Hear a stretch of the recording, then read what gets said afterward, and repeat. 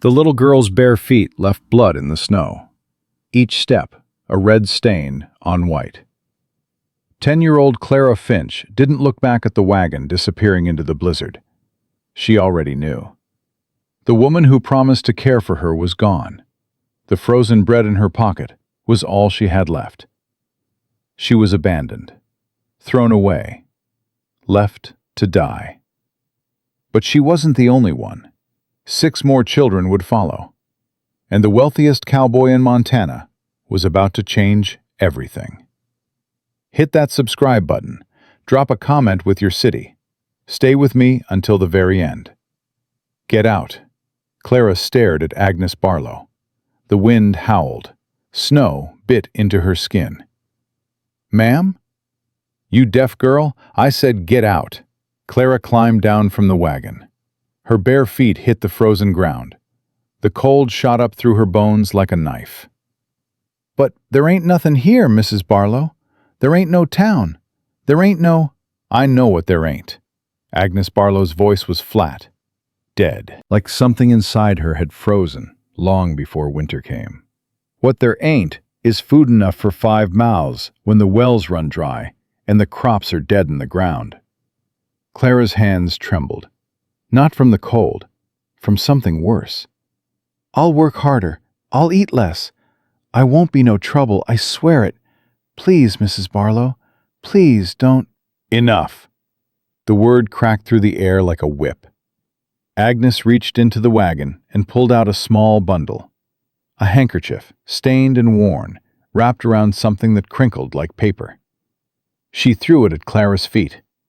Bread, cheese, should last you a day or two if you're careful. Clara stared at the bundle in the snow. A day or two. Like that made it right. Like a handful of crumbs could balance out leaving a child to die in a blizzard. You can't do this, Clara's voice cracked. You can't just leave me here. I ain't done nothing wrong. I did everything you asked. Everything. And it still wasn't enough. Agnes picked up the reins. That's the thing about dead weight, girl. Don't matter how hard it tries. It's still just weight. Dead weight. The words hit Clara like a fist to the chest. Mrs. Barlow, wagon's leaving. You can stand there crying or you can start walking. Your choice. The horses moved. The wagon creaked. And Clara stood there in the snow, watching the only home she'd known for 8 months disappear into the white. She didn't run after it. She didn't scream or beg or throw herself at the wheels. She'd learned long ago that begging only made the leaving worse. That people who abandoned you didn't look back. And if you forced them to, they'd only hate you for it. So she stood there, silent, alone. And when the wagon was gone, swallowed by the storm, Clara bent down and picked up the bundle at her feet. Her fingers were already numb. All right then, she whispered to no one. All right. She started walking. The snow came harder now. Clara couldn't see more than a few feet ahead. Every step was a battle. Her bare feet had gone from burning to numb to something worse. A nothing feeling that meant the cold was winning. She thought about her papa, Thomas Finch, copper miner, dead 3 years now, buried under 1,000 tons of rock when the tunnel collapsed. You're going to be something special, Clara girl, he used to say. I can see it in you. Something bright, something strong. Don't you ever let nobody tell you different. She'd believed him then. She wasn't sure she believed anything now. The wind screamed. Clara stumbled. Her knee hit something hard under the snow. A rock, maybe, or a root, and she went down. For a moment, she just lay there. The snow was soft, almost warm in a strange way. Her body had stopped shivering, and that was probably bad, but she couldn't remember why. Get up. The voice in her head sounded like her papa. Get up, Clara girl. This ain't how your story ends. I'm tired, Papa. I know, baby. I know you are. But you gotta get up anyway. That's what finches do. We get up. Clara pressed her palms into the snow, pushed. Her arms shook. Her body screamed. She got up. One step. Then another. Then another. The wind shifted. Clara heard something, a sound that didn't belong to the storm. Hoofbeats. Her heart slammed against her ribs. Strangers meant danger. That was the first rule of being alone. People who came looking for lost children rarely had good intentions. But there was nowhere to hide. Nothing but snow and trees and the howling white void. So Clara stood there, swaying on her frozen feet, and waited. The horse came out of the blizzard like a ghost. Big chestnut mare, white blaze on her forehead, moving through the snow like it was nothing. And on her back, a man. Tall, broad shoulders, gray hair under a worn hat, face like weathered leather, lined and hard. But his eyes were something else. He saw her. She watched it happen, watched his expression shift from surprise to something that looked almost like pain. The horse stopped. Lord Almighty! His voice was rough, low. What in God's name? He was off the horse before Clara could move. Boots hitting the snow, moving toward her slow, careful, like she was a wild thing that might bolt. Easy now, easy. I ain't gonna hurt you. Clara didn't move, couldn't move. Her body had stopped obeying her commands somewhere in the last hour. You alone out here? She tried to nod. The world tilted. Whoa! Strong hands caught her before she hit the ground. Warm hands. So warm they burned against her frozen skin. I got you, child. You're all right now. Clara looked up at him. This stranger with the sad eyes and the gentle hands. Why? Her voice came out as a croak. Why'd you stop? Something flickered across his face. Old pain. Old grief. Because somebody should have, he said quietly. A long time ago, somebody should have stopped for me. He lifted her onto the horse like she weighed nothing, swung up behind her, one arm wrapped around her waist, solid and steady. Name's Ezra Thornton. Got a ranch about 2 miles north. You hold on now, you hear? Don't you let go. Clara's frozen fingers found the saddle horn. I ain't got nowhere else to go, she whispered. You do now. The horse surged forward. The storm swallowed them whole. Clara should have been afraid. She wasn't. For the first time in 3 years, she felt something that wasn't fear or hunger or the cold certainty of being alone. She felt hope. And that scared her more than the blizzard ever could. The ranch house came out of the white, like an answer to a prayer Clara had stopped believing in.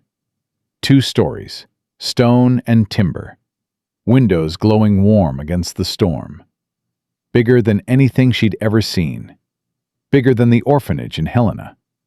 Bigger than Agnes Barlow's farmhouse and barn put together. Bessie! Ezra's voice cut through the wind. Bessie, open up. The door flew open.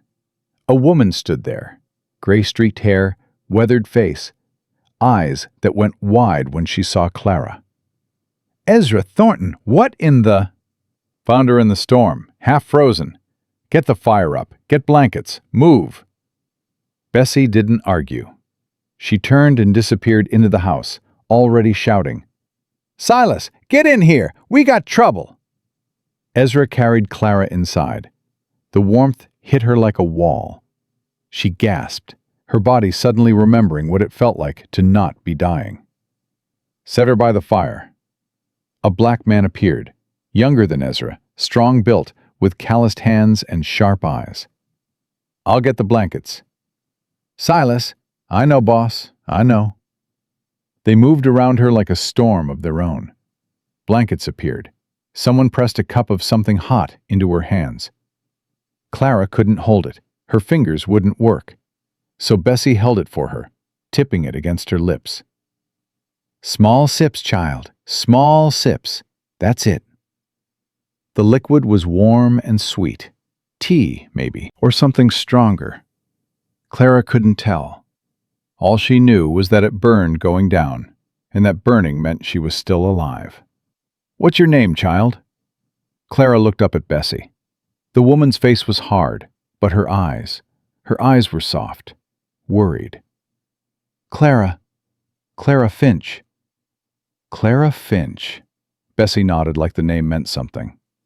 "Well, Clara Finch, you're safe now. You hear me?" Safe. The word bounced around in Clara's head, looking for somewhere to land. "I ain't never been safe," she heard herself say. "Ain't sure I know what that means." Bessie's expression shifted. Something that might have been pain, might have been recognition. "You'll learn," she said quietly. "Lord help us, you'll learn." The warmth seeped into Clara's bones. The shivering started. Violent, whole-body tremors that made her teeth rattle. "That's good," Silas said. "Means she's warming up. Means she's gonna make it." "Course she's gonna make it." Ezra's voice was gruff. "Didn't ride through a blizzard to bring home a corpse." Clara looked at him. This man who had stopped. This stranger who had pulled her out of the snow. "Why?" Ezra paused. "Why what?" "Why'd you help me? You don't know me. You don't owe me nothing." The room went quiet. Bessie and Silas exchanged a look that Clara couldn't read. Ezra walked over and crouched down in front of her. Up close, she could see the lines on his face, the grief carved into every one of them. "I had a daughter once," he said. His voice was low, rough. "Not by blood, but mine all the same. She came to this ranch the way you did, half dead, half starved, running from people who should have protected her." Clara's breath caught. "My wife, Catherine, she saw something in her, took her in, raised her like our own." He paused. "Fever took them both. Catherine first, then Emma 5 years later. 16 years old. Brightest thing this ranch ever saw." He looked at Clara, and his eyes were wet. "I couldn't save them. Couldn't save either one, but maybe—" He shook his head. "Maybe I can save you. Maybe that's what all that loss was for. So I'd know, when I saw you standing there in the snow, that I had to stop." Clara stared at him. Nobody had ever talked to her like this, like she mattered, like her life was worth something. "I ain't nobody special, Mr. Thornton." "You're wrong." His voice was fierce. "You're a child. That makes you the most special thing there is." Clara felt something crack in her chest, something she'd been holding together for 3 years, since her papa died and the world turned cold. "I don't know how to do this," she whispered. "How to trust people. Every time I do, they leave," Ezra nodded. "I know. I know that's what you've learned. But I ain't leaving. This is my home, has been for 30 years. And if you want it," he paused, "it can be yours too." The tears came. Clara hadn't cried in 3 years, hadn't let herself. Crying was weakness, and weakness got you hurt. But now the tears poured down her face, hot and fast, and she couldn't stop them. Didn't want to stop them. Bessie was there, arms around her, holding her tight. "Let it out, child. Let it all out. You've been carrying this alone for too long." Clara cried. She cried for her papa, dead in the dark. For her mama, who she'd never known. For the orphanage and the years of waiting. For Agnes Barlow and the wagon and the frozen bread in her pocket. She cried for every person who had looked at her and seen nothing worth keeping. And through it all, they held her, Bessie and Ezra and Silas, strangers who had no reason to care, strangers who cared anyway. When the tears finally stopped, Clara's throat was raw and her eyes burned. But something felt different, lighter, like a weight she'd been carrying had finally been set down. "Better?" Bessie asked. Clara nodded. She didn't trust her voice. "Good." Bessie stood up, all business again. "Now, you need food. You need a bath. You need sleep. In that order." "Yes, ma'am." "None of that ma'am nonsense. You call me Bessie. Everyone does." Clara almost smiled. Almost. "Yes, Bessie." The kitchen was warm, lit by oil lamps and the glow of the cook stove. Clara sat at a big wooden table. Too big for just 3 people, she noticed. 6 empty chairs, pushed in neat, waiting for someone to sit. "This is a big table," she said quietly, "for just 3 people." Bessie set a plate in front of her. Roasted chicken, potatoes, fresh bread. "Used to be more of us." Her voice was careful. "Might be more again, someday. Lord works in mysterious ways." Clara looked at Ezra. He was watching her with an expression she couldn't read. "You ain't the first child I've pulled out of a storm, Clara. Probably won't be the last." He paused. "This valley. Folks don't always treat their young ones right. Times get hard, and children get thrown away, like they're nothing, like they don't matter." His jaw tightened. "I got room here, more than I need, more than I could ever use alone." He looked around the kitchen, at the empty chairs, the quiet house, the space that should have been filled with noise and laughter. "Seems to me that room ought to mean something, ought to be used for something good." Clara stared at him. "You take in strays." "I take in children who need a home." His eyes met hers. "There's a difference." She looked down at her plate, the food blurred. "I don't know if I can stay," she whispered. "I don't know if I know how." "That's all right," Ezra's voice was gentle. "You got time to figure it out. Ain't nobody rushing you." Clara picked up the bread. It was warm, soft, fresh from the oven. She bit into it, and the taste was so good, butter and salt and simple, honest bread, that her eyes filled with tears again. "Eat," Bessie said gruffly. "Cry if you need to, but eat." Clara ate. She ate until her stomach ached, until she couldn't force down another bite. And through it all, nobody rushed her, nobody watched her with suspicious eyes, nobody counted the cost of feeding her. When she was finished, Silas cleared the dishes while Bessie led Clara upstairs. "This is your room," Bessie said, opening a door. Clara stopped in the doorway. Her heart stuttered. A real bed. Metal frame, thick mattress, clean sheets. A window overlooking the valley. A dresser with a mirror. A wardrobe. A braided rug on the floor. "This is mine?" "Yours," Bessie's voice softened. "For as long as you need it." Clara walked into the room, touched the bed, the dresser, the wardrobe. Real, solid, hers. "Bessie?" "Yes, child?" "Those empty chairs at the table, those empty rooms in this house." Clara turned to look at her. "What happened to the people who used to fill them?" Bessie was quiet for a long moment. Something old and sad moved across her face. "Life happened," she said finally. "Death. Loss. The way the world takes and don't give nothing back." She paused. "But Ezra, he don't believe that's how it has to be. He thinks the world can give, too, if you let it, if you open your door wide enough." She walked to the doorway. Sleep now. Tomorrow's a new day. We'll figure out the rest then." She left. The door closed softly. Clara stood alone in the room that was hers.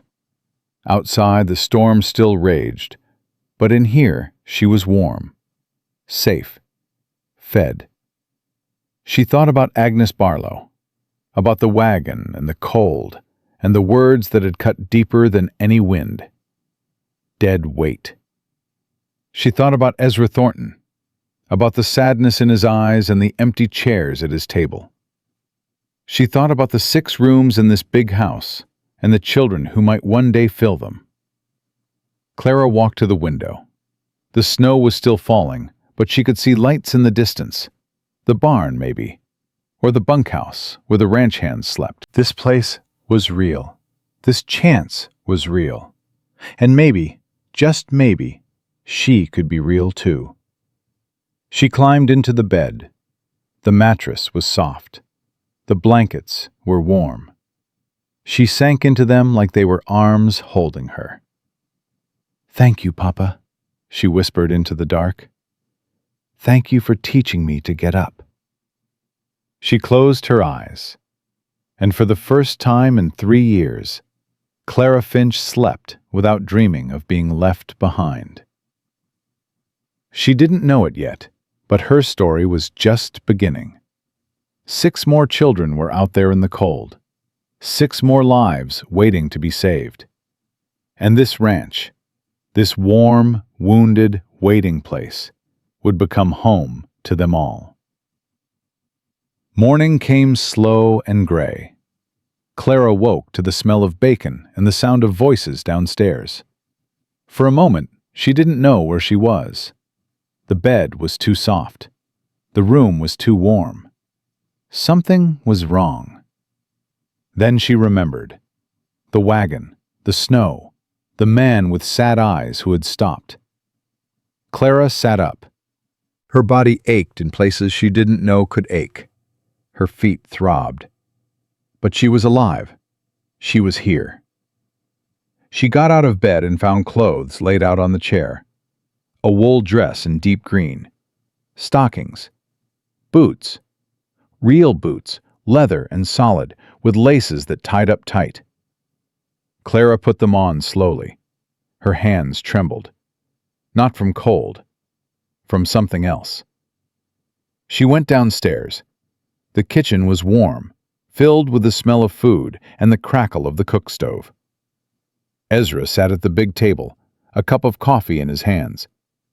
Silas was there too, shoveling eggs into his mouth like he hadn't eaten in days. And Bessie stood at the stove, her back to the door, flipping bacon in a cast-iron pan. "She's up," Silas nodded at Clara. "Thought you might sleep till spring, little miss." Clara didn't know what to say. She stood in the doorway, frozen. "Sit down."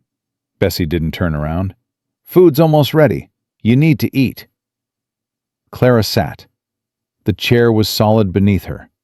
Real. "How you feeling?" Ezra asked. "Sore," Clara's voice came out rough. "But okay." "Sore's normal. You walked through a blizzard with no shoes. Surprised you still got all your toes." Clara looked down at her new boots. "I might not. Haven't checked yet." Silas laughed. A real laugh, warm and sudden. "She's got spirit, boss. I like that." "Spirit's what kept her alive." Ezra set down his coffee cup. "Spirit and stubbornness. Same thing that kept Emma going when she first came here." The name hung in the air. Emma, the daughter who died. "You gonna keep comparing me to her?" Clara asked. The words came out sharper than she meant. Ezra didn't flinch. "No, you ain't Emma. You're Clara. And Clara's got her own story to write." Bessie set a plate in front of her. Eggs, bacon, toast. More food than Clara had seen in weeks. "Eat," Bessie ordered. "Then we talk." Clara ate. She tried to go slow, tried to remember her manners. but hunger won. She shoveled food into her mouth until her stomach hurt, until the plate was empty, until Bessie silently refilled it and she ate that too. When she was finished, she looked up and found all three of them watching her. "Sorry," she muttered. "I didn't mean to."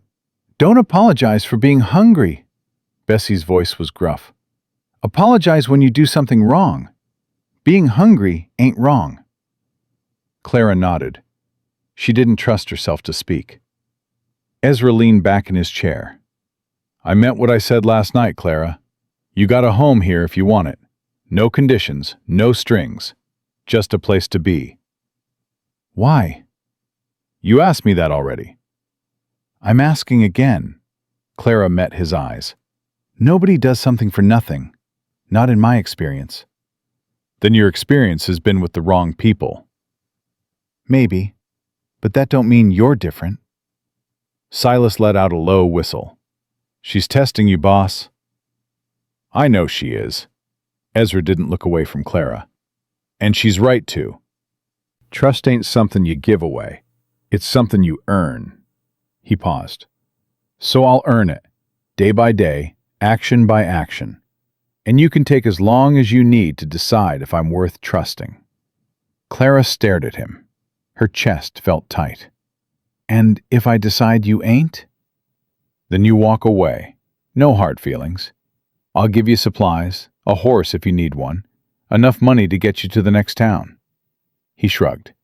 "Your life, your choice. Always." Nobody had ever said that to her before. Your life, your choice. "I don't know what to do with that," Clara admitted. "That's all right. You got time to figure it out." Bessie started clearing plates. "Enough talk. Girl needs to rest. Heal up. Plenty of time for decisions later." "Actually," Ezra held up a hand, "there's something she should see first." Bessie stopped. Something passed between her and Ezra. A look Clara couldn't read. "You sure about this?" Bessie asked quietly. "I'm sure." Ezra stood up from the table. "Come with me, Clara. There's something in this house you ought to know about." Clara followed him out of the kitchen, through a hallway she hadn't seen last night. The house was bigger than she'd realized. More rooms, more doors, more empty spaces waiting to be filled. Ezra stopped in front of a door at the end of the hall. His hand rested on the knob, but he didn't turn it. "What I'm about to show you," he said slowly, "it ain't easy to look at. But I think you need to see it. Need to understand what this place is, what it could be." Clara's heart beat faster. "What is it?" Ezra opened the door. The room beyond was small, simple. A bed in the corner, a dresser with a mirror, a window that looked out over the snowy valley. And on the walls, drawings, dozens of them, maybe hundreds. Children's drawings, some in charcoal, some in pencil, some in faded color. Pictures of horses and mountains and flowers and suns. Pictures of a house that looked like this one. Pictures of people holding hands, smiling, together. In the corner of each drawing, a name was signed. Emma. "This was her room," Ezra said quietly. "I ain't changed nothing since she passed. Can't bring myself to. But I come in here sometimes. To remember. To remind myself why I keep going." Clara walked into the room slowly. Her fingers brushed against the drawings on the wall. "She was good," Clara whispered. "At drawing, I mean."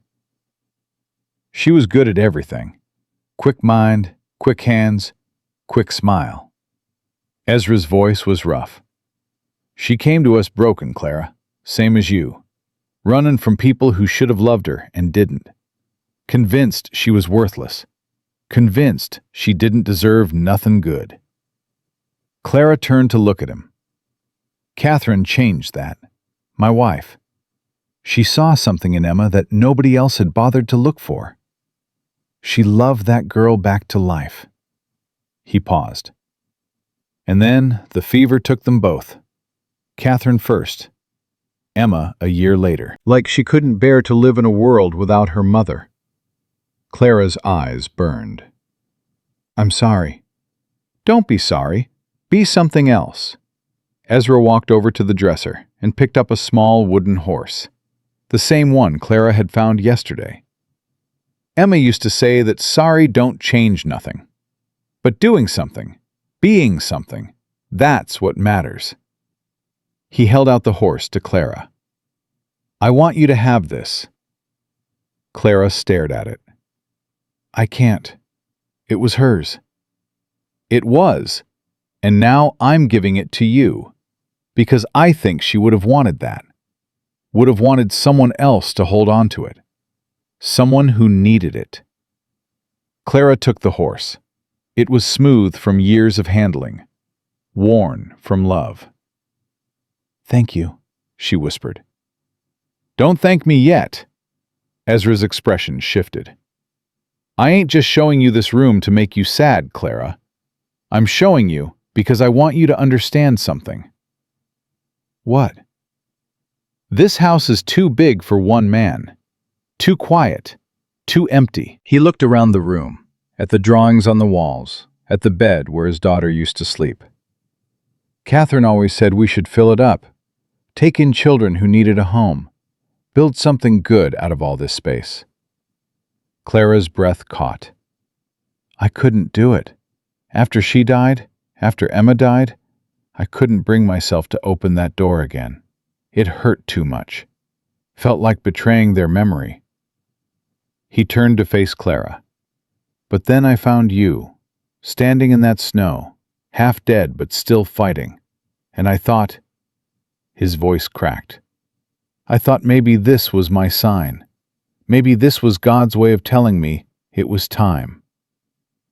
Clara didn't know what to say. The wooden horse felt heavy in her hands. I ain't asking you to be Emma, Ezra said. I ain't asking you to replace her or fill the hole she left. What I'm asking is...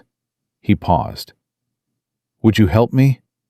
Help me build something here? Something Catherine would have been proud of? Help you how? By staying, by healing, by being the first. His eyes met hers. And maybe, someday, by helping me save the others. Others? There's more children out there, Clara. More kids like you and Emma. Thrown away. Forgotten. Left to die in the cold. His jaw tightened. I can't save them all. I know that. But I can save some. And that's got to be worth something. Clara looked down at the wooden horse, at the drawings on the walls, at this room full of love and loss and hope. I don't know if I can do that, she said quietly. I don't know if I'm strong enough. You walked through a blizzard with no shoes and didn't give up. That's plenty strong. That was different. That was just surviving. And what do you think this is? Ezra's voice was gentle. What do you think any of it is? Surviving, Clara. Day after day. Getting up when everything tells you to stay down. That's all any of us are doing. Clara was quiet for a long moment. Can I think about it? Take all the time you need. Ezra moved toward the door.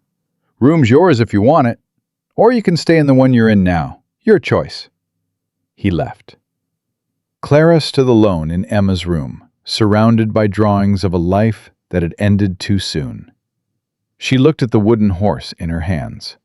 I don't know if I can be what he needs, she whispered to no one. I don't know if I can be anything. But even as she said it, something stirred in her chest, something small, something stubborn, something that felt like the beginning of a choice. The days passed slow at first, then faster. Clara spent most of her time exploring the ranch, learning its rhythms, watching the people who lived there. Bessie ran the house like a general commanding an army. Nothing escaped her notice. No dust on the shelves, no wrinkle in the lemons, no meal served late. She was hard on the outside, all sharp words and sharper looks. But Clara noticed the way she tucked extra biscuits onto plates when she thought no one was watching. The way she hummed hymns while she worked. The way she always seemed to know when someone needed a kind word, even if that word came wrapped in gruff instruction.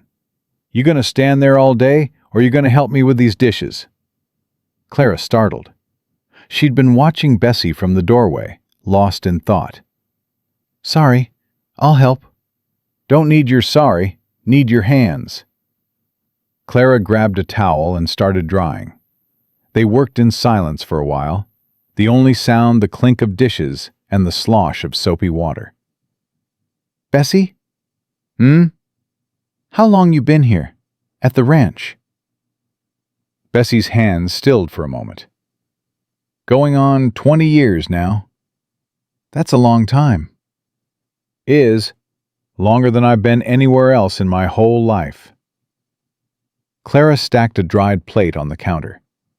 "You got family? Before here, I mean." The silence stretched. Clara thought she'd pushed too far.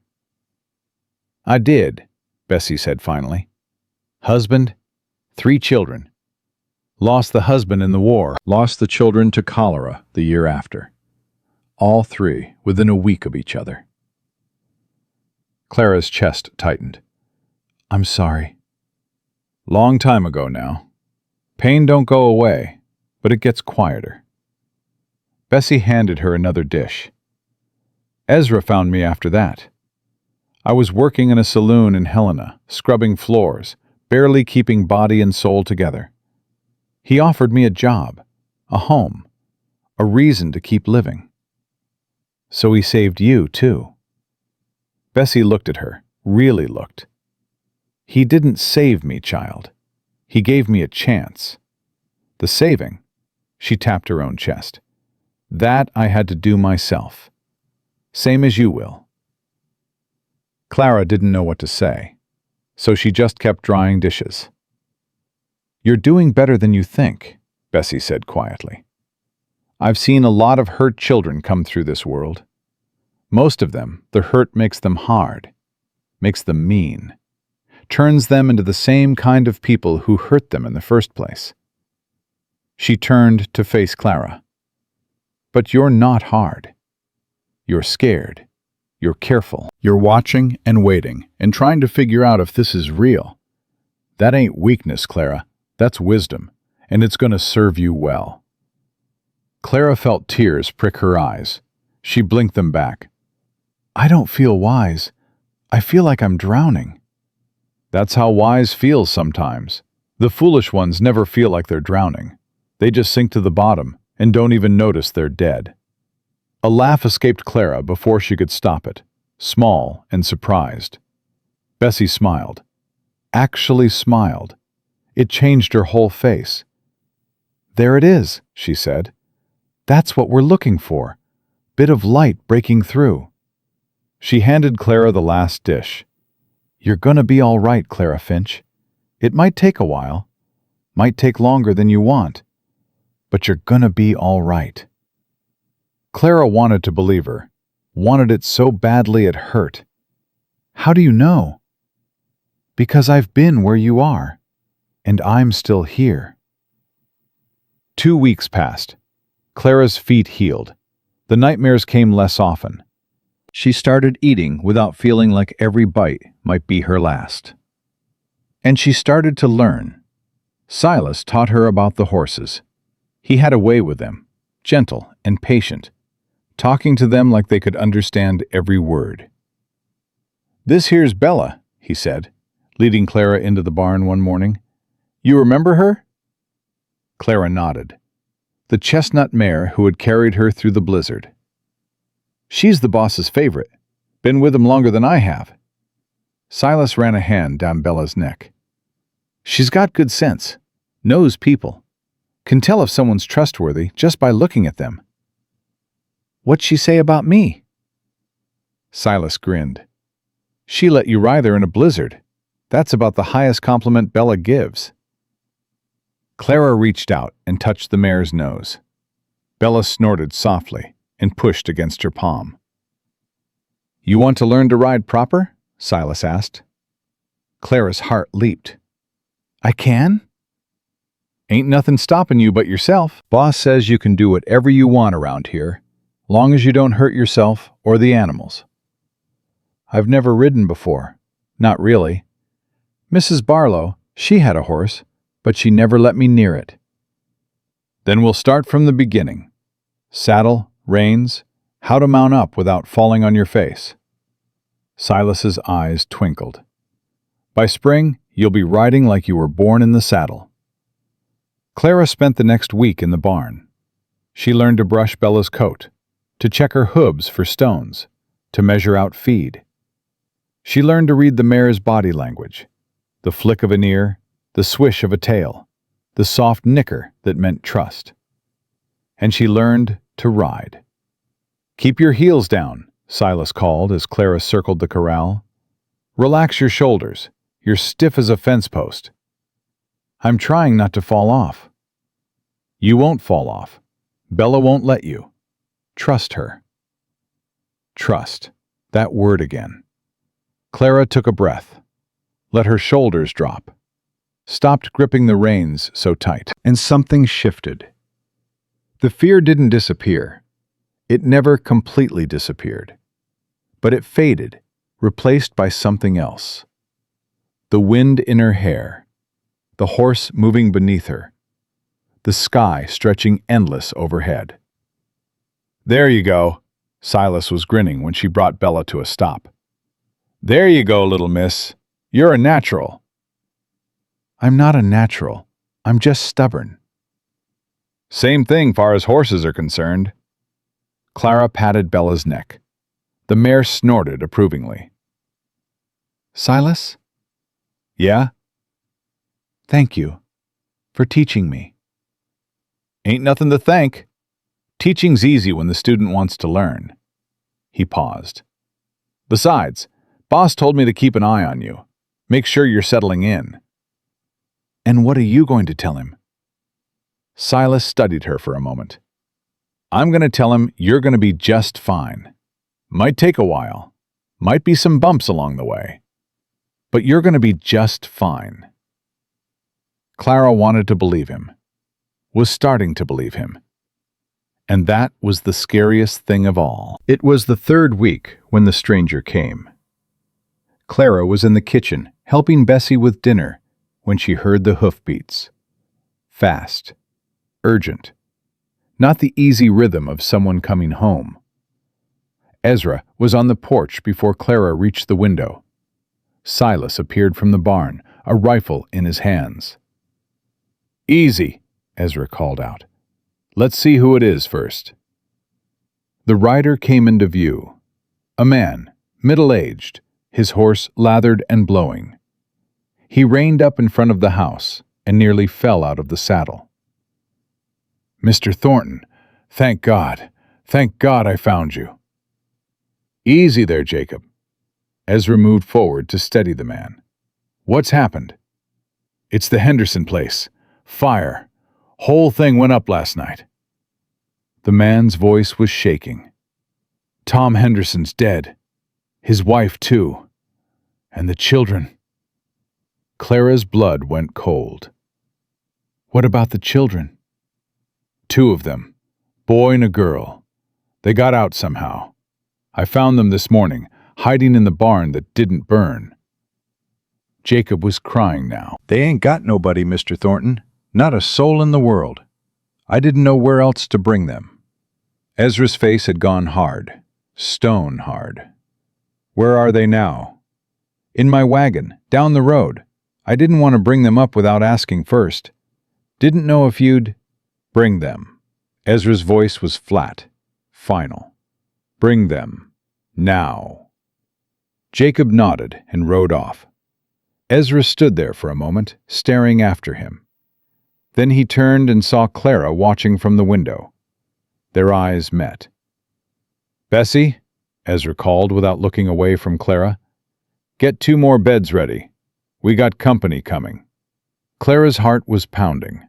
2 more children. 2 more lives, broken and lost, and needing somewhere to go. You ready for this? Ezra asked quietly, still looking at her. Clara thought about Emma's room, the drawings on the walls, the empty chairs at the big table. No, she said honestly, but I don't think that matters. Something flickered across Ezra's face. Approval, maybe, or understanding. No, he said, it don't. The wagon appeared 20 minutes later. Jacob drove, his face gray with exhaustion, and in the back, huddled together under a thin blanket, were 2 children. A boy, maybe 12, dark hair, dark eyes, jaw set hard like he was trying not to cry. And a girl, younger, maybe 8, clinging to the boy's arm like he was the only solid thing left in the world. Clara watched from the porch as Ezra walked to the wagon.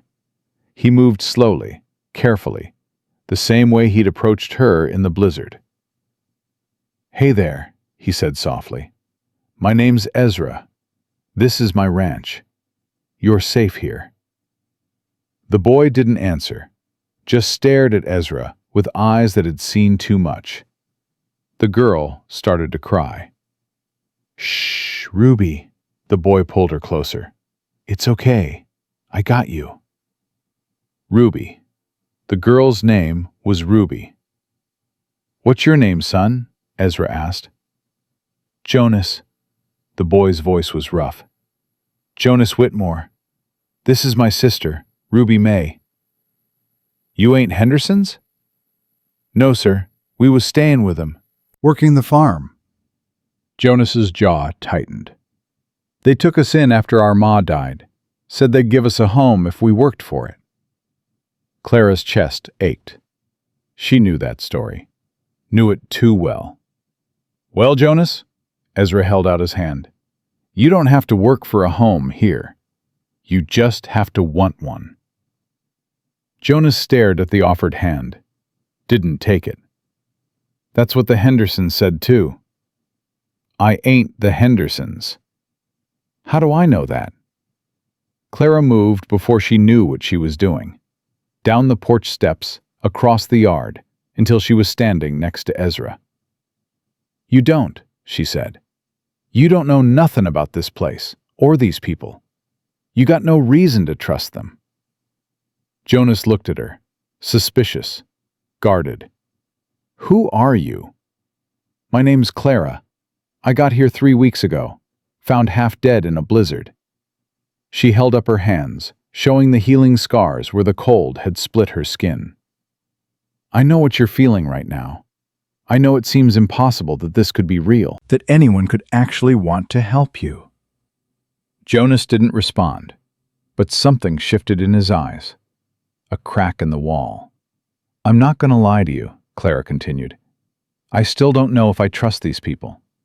Still don't know if this place is real. But I know one thing for sure." "What's that?" Clara looked at Ruby May. The little girl had stopped crying, was watching Clara with huge, wet eyes. "Your sister's cold.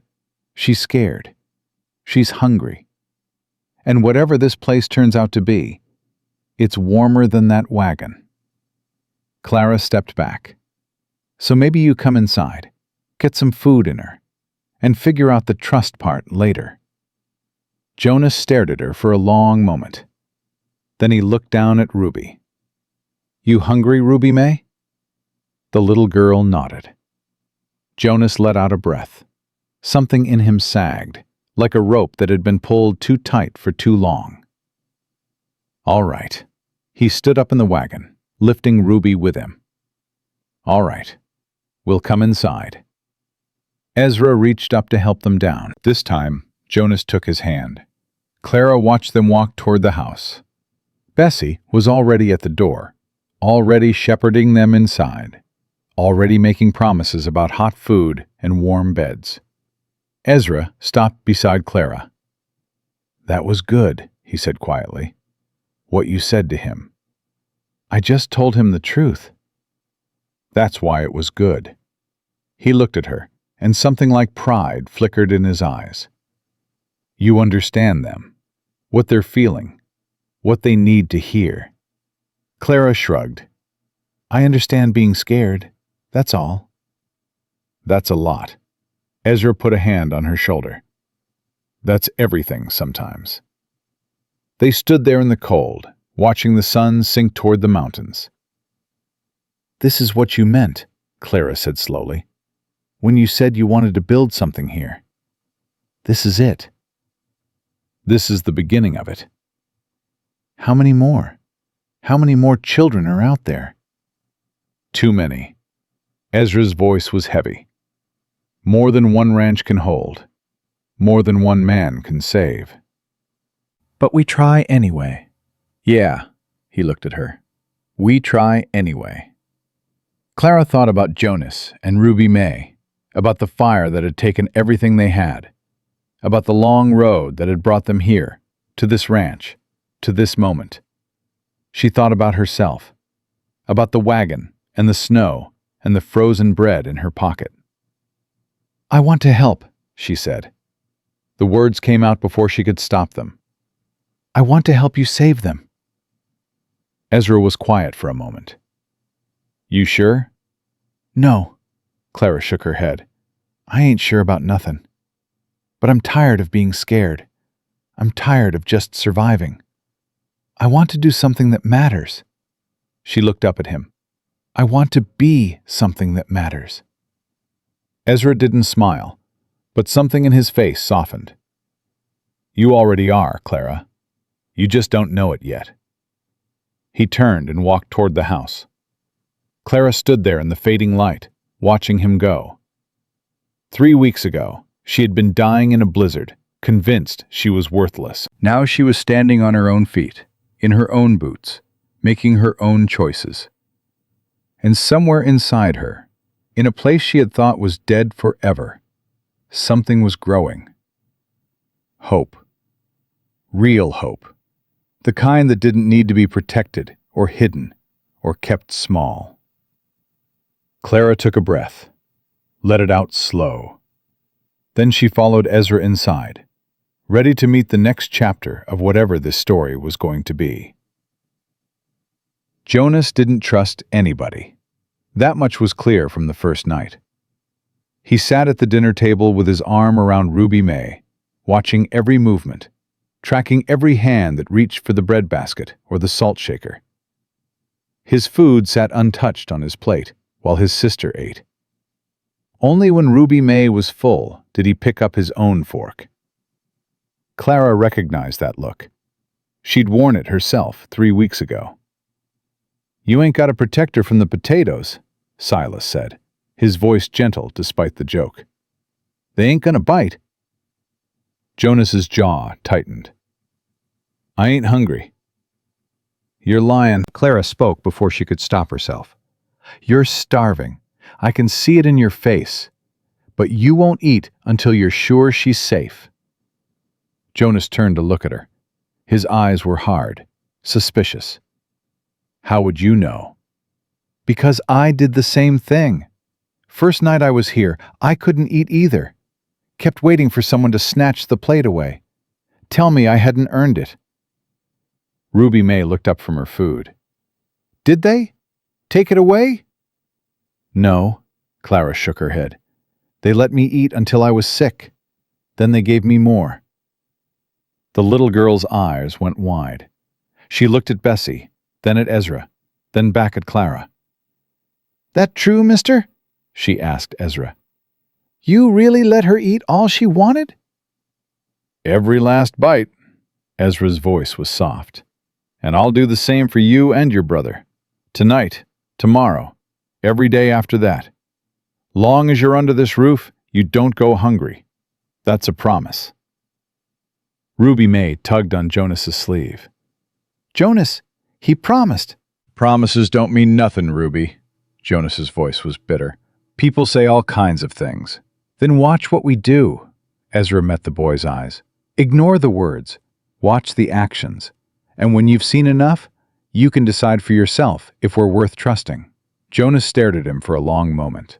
Something flickered in his expression. Not trust. Not yet. But maybe the beginning of something. He picked up his fork and started to eat. Clara let out a breath she didn't know she'd been holding. That night, she found Jonas standing outside Emma's room. The door was open. He was staring at the drawings on the walls. "Who was she?" he asked, without turning around. Clara moved to stand beside him. "Her name was Emma. She was Ezra's daughter. Not by blood, but his all the same." "What happened to her?" "Fever, 5 years ago." Jonas was quiet for a moment. "He keeps her room like this. All her stuff. Her drawings." "Yeah." "Why?" Clara thought about that. I think it helps him remember why he does this. Why he takes in kids like us." Jonas turned to look at her. In the lamplight, he looked older than 12. Worn down. Used up. "The Hendersons weren't bad people," he said quietly. "They worked us hard, but they fed us. Kept a roof over our heads. I thought maybe—" He trailed off. "Maybe they'd start to love you." "Yeah," his voice cracked. "Stupid, right?" "No." Clara's chest ached. "Not stupid. Human." "They died, Clara. Burned up in their own house. And all I could think, standing there, watching the flames." He stopped, swallowed hard. "All I could think was that I was glad Ruby May wasn't inside. That's it. Not sad for the Hendersons. Not grateful for what they gave us. Just glad my sister was alive." "That ain't wrong." "Feels wrong." Clara reached out and put a hand on his arm. He flinched, but didn't pull away. "You protected her. That's what matters. Everything else, the guilt, the feelings, all that mess inside your head, that's just noise. The truth is simple. You kept your sister alive. And now you're here. And you got a chance at something better." Jonas's eyes were wet. He blinked hard, fighting the tears. "I don't know how to do this," he whispered. "Don't know how to stop fighting. Stop watching. Stop waiting for everything to fall apart." "I know." Clara squeezed his arm. "I don't know either. But maybe we can figure it out together." He looked at her. Really looked. And for the first time since he'd arrived, something in his face softened. "Yeah," he said quietly. "Maybe we can." The days turned into weeks. Winter held the valley in its grip, snow piling up against the fences, ice forming on the creek. But inside the ranch house, something was changing. Jonas started helping in the barn. At first he was stiff, suspicious, watching Silas like he expected to be hit for making a mistake. But Silas was patient. Showed him how to care for the horses, how to mend tack, how to move around animals without spooking them. "You got good hands," Silas told him one afternoon. "Steady, calm. Horses like that." Jonas ducked his head. "My pa was a horseman. Before he left." "He teach you?" "Some. Before he decided we wasn't worth sticking around for." Silas was quiet for a moment. "Man who walks out on his children ain't a man at all. That's on him, not on you." Jonas didn't answer. But Clara, watching from the barn door, saw something shift in his shoulders. A tiny release of tension. A small unburdening. Ruby May bloomed like a flower in spring. She followed Bessie everywhere, chattering non-stop, asking questions about everything. Why did bread rise? How did the stove work? Could she help with the cooking? "Child never stops talking," Bessie grumbled one evening. But she was smiling when she said it. And Clara noticed that Ruby May's apron had been hemmed to fit her perfectly, the stitches neat and careful. "You love her already," Clara said. Bessie's hands stilled on the dough she was kneading. "Don't know what you're talking about." "Sure you do." Clara leaned against the counter. "You fixed her apron. You braided her hair this morning. You saved the biggest biscuit for her at breakfast." "I did no such thing." "Bessie." The older woman sighed, let her shoulders drop. "She reminds me of my youngest," she said quietly. "My Sarah. Same eyes, same way of looking at the world like it's full of wonders." Clara's heart twisted. "I'm sorry. About your children." "Long time ago now," Bessie resumed, kneading, her movements fierce. "Can't change the past. Can only try to do better with the future." She looked up at Clara. "That's what this place is about, you know. Ezra, me, Silas, we all lost people. Lost pieces of ourselves. But instead of letting that loss make us bitter, we're trying to turn it into something good." "Does it work?"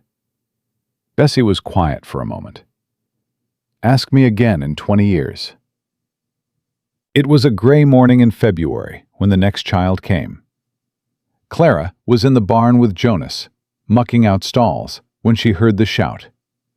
Silas's voice, urgent and sharp. "Boss, we got a situation!" They ran outside. Silas was at the gate, holding someone, in his arms. A small figure, limp and still. "Found him in the south pasture," Silas said as they approached. "Half buried in a snowdrift. Don't know how long he's been out there." Clara's stomach dropped. The child in Silas's arms was a boy, maybe 11 years old. His lips were blue. His skin was gray. His clothes were rags, barely enough to cover a body, let alone protect it from the cold. "Get him inside." Ezra's voice was tight. "Now." They carried the boy into the kitchen. Bessie had water heating before anyone could ask. Clara grabbed blankets, while Jonas stood frozen in the doorway, his face white. "He alive?" Jonas asked. "Barely." Ezra was stripping off the boy's wet clothes, his movements quick and efficient. "Silas, get the copper tub. We need to warm him up slow. Too fast and his heart might give out." Ruby May appeared at Jonas's elbow. "What's happening? Who is that?" "Don't know yet." Jonas pulled her back. "Stay out of the way, Ruby. Let them work." Clara knelt beside the boy. His eyes were closed, his breathing shallow and uneven.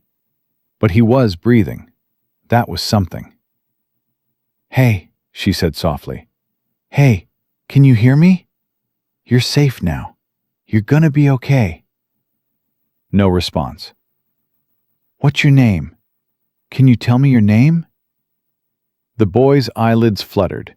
His lips moved, but no sound came out. "It's all right." Clara took his frozen hand in hers. "You don't have to talk. Just rest. We got you." They worked for hours, warming him slowly, spooning broth into his mouth, wrapping him in blankets, and praying he'd make it through the night. He did. By morning, the color had returned to his cheeks. His breathing was stronger. And when Clara came to check on him, his eyes were open. "Hey there," she said softly. He stared at her. His eyes were dark, almost black, filled with a fear so deep it made Clara's chest hurt. "You're at Thornton Creek Ranch," she said. "You're safe here. No one's gonna hurt you." The boy didn't respond, just kept staring at her like she was speaking a language he didn't understand. "Can you tell me your name?" Silence. "It's okay if you can't talk. Some people, when they've been through bad things, the words get stuck. I understand that." Something flickered in the boy's eyes. Recognition, maybe. Or surprise. "My name's Clara. I live here. Well, I guess I live here now. 3 months ago, I was just like you. Alone. Scared. Didn't know if I was going to make it through the night." She held up her hands, showing him the scars on her palms. Frostbite. From walking through a blizzard with no shoes. Hurt like hell when it was healing. But it healed. I healed. And you will too. The boy's eyes moved to her scars, then back to her face. Samuel. The word was so quiet, Clara almost missed it. Samuel? My name. His voice was rusty, like something that hadn't been used in a long time. Samuel Prescott. Samuel, Clara smiled. That's a good name. Strong name. My pa's name. Samuel's face twisted. They hung him 3 months ago. Said he was a horse thief. Clara's stomach clenched. Was he? Yeah. Samuel's voice was bitter. He was. But he was still my pa. And after they hung him, nobody wanted nothing to do with me. Said I was bad blood. Said I'd end up just like him. He looked away. Maybe they're right. Maybe I am bad blood. Maybe that's all I'll ever be. Clara thought about her own father, about the mine collapse, about all the things people said about orphans and strays and children who came from nothing. Let me tell you something, Samuel Prescott. She waited until he looked at her. I don't care who your pa was. I don't care what he did. You ain't him. You're you. And you get to choose who that is. Easy for you to say. No, it ain't easy at all. Clara leaned forward. It's the hardest thing in the world. Deciding to be something different than what everyone expects. Fighting against all the voices that tell you you're worthless. But it's possible. I know it is. Because I'm doing it. Samuel stared at her for a long moment. His eyes were still wary, still scared. But underneath the fear, Clara saw something else. Hope. Small and fragile and barely there, but there. You really think I could be different? He whispered. Than my pa? I think you already are. Clara stood up. You're alive, Samuel. You survived. You made it here. That took strength. That took will. And that tells me everything I need to know about who you are. She headed for the door. Clara? She turned back. Thank you, Samuel's voice cracked, for not looking at me like I'm something dirty. Clara's heart ached. You ain't dirty, Samuel. You're just a kid who's been through hell. And now you're somewhere that maybe, just maybe, can help you find your way back. She left him alone with his thoughts. But that night, when she passed his room, she heard something she hadn't expected. Crying. Real crying. The deep, shuddering sobs of someone who had finally found a safe place to break. Clara stood outside the door for a moment. Then she knocked softly. Samuel? You okay? The crying stopped. Silence. Can I come in? More silence. Then, so quiet she almost missed it. Yeah. Clara opened the door. Samuel was sitting up in bed, his face wet with tears, his arms wrapped around his knees. She crossed the room and sat down on the edge of the bed. Didn't say anything, just sat there.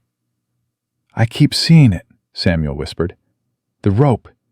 The way he looked at me before... His voice broke.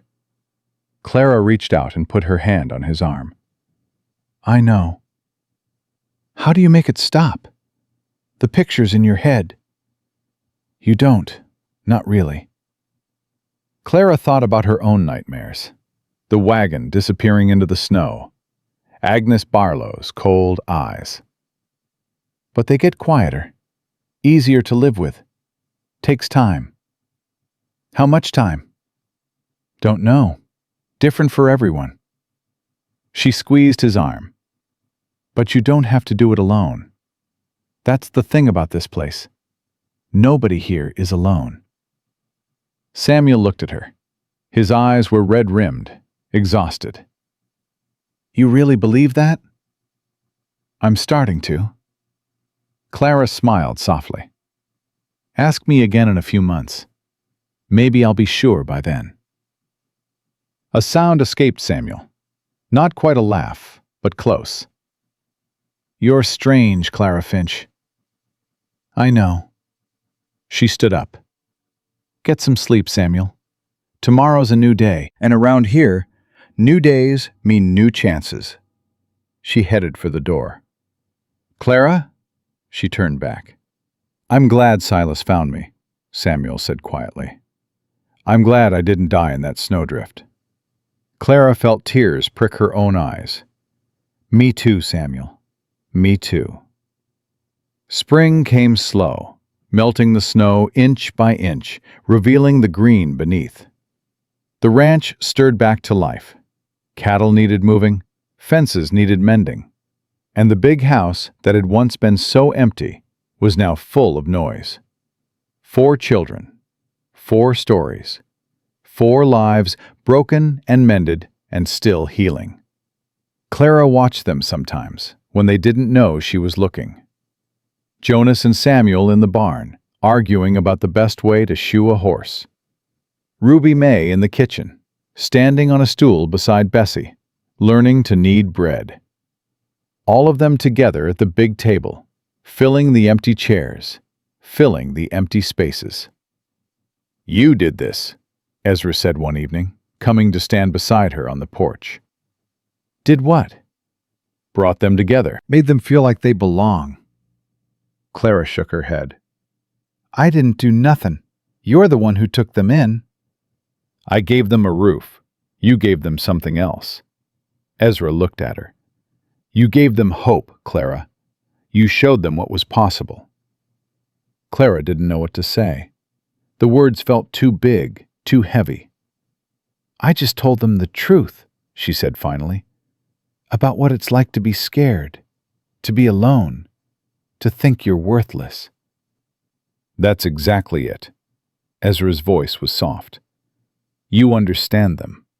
You speak their language, and that's worth more than any roof or any meal. He put a hand on her shoulder. Catherine always said the same thing. Said the best way to help someone heal was to show them they weren't alone, that somebody else had been where they were and made it through. Did she? Clara's voice was small. Every day, with Emma, with me, with everyone who crossed her path. Ezra's eyes were distant, lost in memory. She had a gift for seeing the broken places in people, and instead of turning away from them, she moved toward them, made them feel seen, made them feel worthy. He looked at Clara. You got that same gift, Clara. I've watched you use it. With Jonas, with Ruby May, with Samuel. You see them, really see them. And that changes everything. Clara felt tears burning in her eyes. She blinked them back.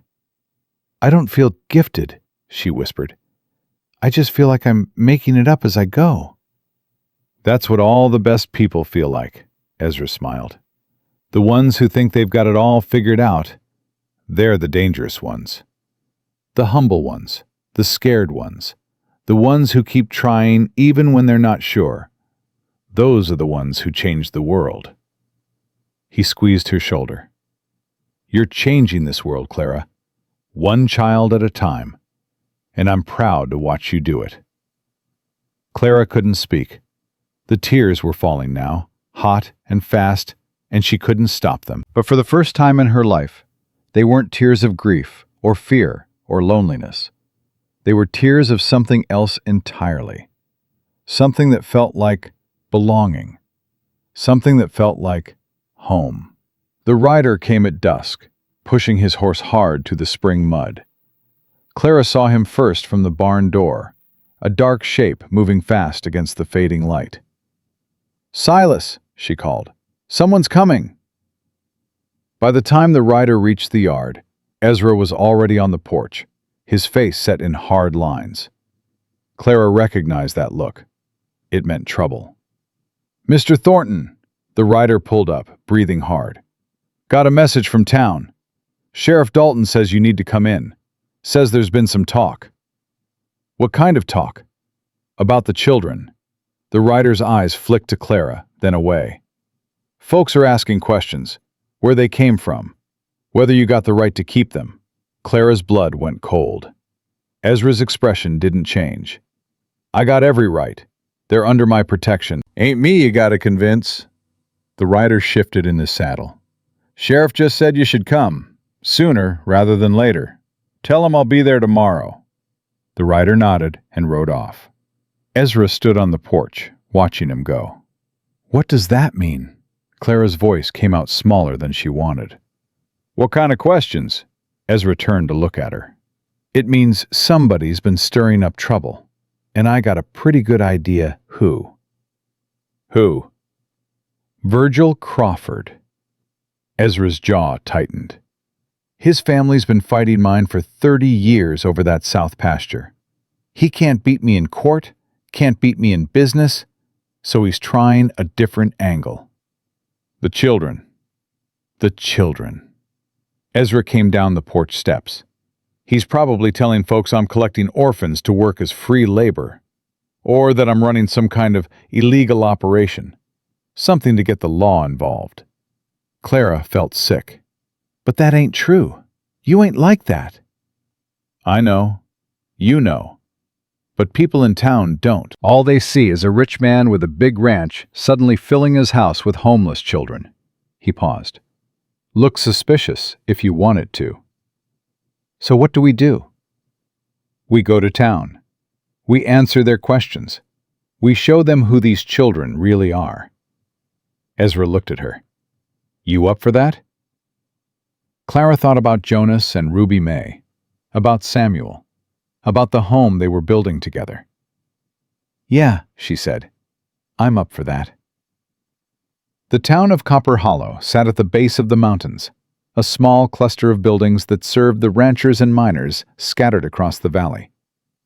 Clara had never been there, had only heard stories from Silas and Bessie about the general store and the church and the saloon where cowboys spent their wages. She rode beside Ezra on Bella, her back straight, her chin up. Behind them came Jonas on a borrowed horse, his face set in the same hard lines as Ezra's. They'd left Samuel and Ruby May at the ranch with Bessie and Silas, not wanting to expose them to whatever waited in town.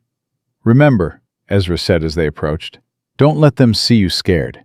People smell fear like dogs smell blood. You show weakness, they'll tear you apart. I ain't scared, Clara lied. Good. Keep it that way. The sheriff's office was a small building at the end of the main street. A man stood outside, middle-aged, with a star pinned to his chest and a tired look in his eyes. Beside him stood another man, tall and broad-shouldered, with a face that looked like it had been carved from granite. That's Crawford, Ezra muttered. Stay calm. They dismounted. Ezra walked toward the sheriff, with Clara and Jonas flanking him. Sheriff Dalton. Ezra's voice was cordial, but there was steel underneath. Got your message. Ezra, the sheriff nodded. Appreciate you coming in. Didn't have much choice, way I hear it. Ezra's eyes flicked to Crawford. Virgil, didn't expect to see you here. Just a concerned citizen. Crawford's voice was smooth, oily. Been hearing some disturbing things about your operation out there. Ain't no operation, just a ranch. A ranch full of orphans, Crawford smiled, but it didn't reach his eyes. Curious thing, that. Man your age, no wife, no children of his own, suddenly taking in strays from all over the territory. What I do on my land is my business. Is it? Crawford stepped forward. These children got families? Got people looking for them? Or did you just collect them, like stray dogs? Clara felt Jonas tense beside her. She put a hand on his arm, warning him to stay quiet. Every child in my house was abandoned, Ezra said flatly. Left to die. I gave them a home, that's all. That's your version, Crawford turned to the sheriff. I've heard different. Heard you might be working these kids. using them for cheap labor. Maybe worse. That's a lie. The words burst out of Clara before she could stop them. Crawford turned to look at her. His eyes raked over her face, dismissive, contemptuous. "And who are you?" "Clara Finch." She stepped forward, her heart pounding. "I was the first. Mr. Thornton found me half dead in a blizzard 3 months ago. He didn't have to stop, didn't have to help. But he did." "Touching story." Crawford's voice dripped with fake sympathy. "But I've heard touching stories before. Usually they're covering up something ugly." "You want to see ugly?" Clara's voice rose. "I'll show you ugly. I'll show you the scars on my feet from walking through snow with no shoes. I'll show you the marks on my hands from frostbite. That's what your concerned citizen crap is protecting. People who throw away children like garbage." "Clara," Ezra's voice was warning. "No," she shook her head. "I ain't gonna stand here and let him twist this into something dirty. I know what Mr. Thornton's done for me. For all of us. And I ain't gonna let some bitter old man with a grudge tear that apart." The street had gone quiet. People were watching from doorways and windows, drawn by the raised voices. Clara felt their eyes on her, judging, weighing. Let them look, she thought. Let them see. Sheriff Dalton cleared his throat. "Young lady's got spirit." "Spirit don't make her honest," Crawford shot back. "Maybe not. But I've known Ezra Thornton for 20 years. The sheriff's voice was thoughtful. "Never known him to be anything but decent.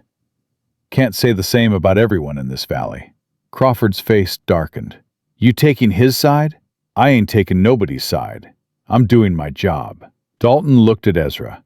"You got documentation? Something that proves these children ain't got family claiming them?" "I got records of every child that's come to my ranch. Where they came from, how they got there, the circumstances that brought them to me." Ezra's voice was calm. "You're welcome to look at them any time." "I'd like that," Dalton nodded. "Tomorrow, maybe. Bring them by my office. We'll go through everything, make sure it's all proper." "And until then," Crawford demanded, "you just let him keep collecting children like cattle?" "Until then, I suggest you go home and mind your own business." Dalton's voice hardened. "Less you got actual evidence of wrongdoing, you're just wasting my time." Crawford's jaw clenched. For a moment, Clara thought he might explode. Then something shifted in his expression. A cold calculation replacing the hot anger. "This ain't over, Thornton," he said quietly. "Not by a long shot." "Never thought it was." Ezra tipped his hat. "See you around, Virgil." They rode back to the ranch in silence. Clara's hands were shaking, the adrenaline of the confrontation still pumping through her veins. "You shouldn't have done that," Ezra said finally. "Done what?" "Spoken up like that. Crawford's dangerous. You just put yourself on his radar. He was lying about you. I couldn't just stand there and let him." "Yes, you could have." Ezra turned to look at her. "Sometimes the smart thing to do is keep your head down. Let the storm pass." "Is that what you do?" "It's what I've had to do. For 30 years." He paused. "But I'll admit, watching you stand up to him, it was something." Jonas spoke for the first time since they'd left town. She was right, though, what she said. Crawford was lying. Course he was lying. That's what men like Crawford do. Ezra's voice was tired. They twist the truth until it serves their purposes. And they don't care who gets hurt in the process. "What's he really after?" Clara asked. "The south pasture you mentioned?" "That's part of it. His father lost that land to me in a card game 30 years ago. Virgil's never forgiven me for it." Ezra shook his head. "But it's more than that. He wants to break me, wants to see everything I've built come crumbling down. The children, that's just his latest weapon." "So what do we do?" "We do what we've always done. We keep our heads up. We take care of our own. And we don't let men like Crawford dictate how we live our lives." They reached the ranch as the sun was setting. Bessie was waiting on the porch, her face tight with worry. Well? Crawford's stirring up trouble, Ezra said, dismounting. But the sheriff's fair. We'll handle it. And the children? Safe. For now.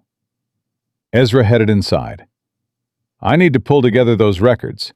Sheriff wants to see them tomorrow. Clara stayed outside, watching the colors fade from the sky. Jonas came to stand beside her. You were brave today, he said quietly. Standing up to that man. Didn't feel brave. Felt scared. That's what brave is. Jonas looked at her. Doing the thing that scares you anyway. Clara thought about that, about all the things that had scared her over the years. The orphanage, Agnes Barlow, the blizzard. And now this, a new kind of threat, one she couldn't fight with determination alone. Jonas? Yeah? You think we're safe here? Really safe? He was quiet for a moment. I think we're safer than we've ever been anywhere else. And I think that man in there would die before he'd let anyone hurt us. That's what I'm afraid of. Clara's voice was small. That he'll get hurt trying to protect us. Then we protect him back. Jonas's jaw set. That's what family does. Family. The word still felt strange in Clara's mouth, but it was starting to feel true. The next few weeks were tense. Ezra went to town, showed the sheriff his records, answered every question. The sheriff seemed satisfied, but Crawford didn't give up. He kept talking, kept spreading rumors, kept trying to turn the town against the ranch. Clara watched Ezra grow quieter, more withdrawn.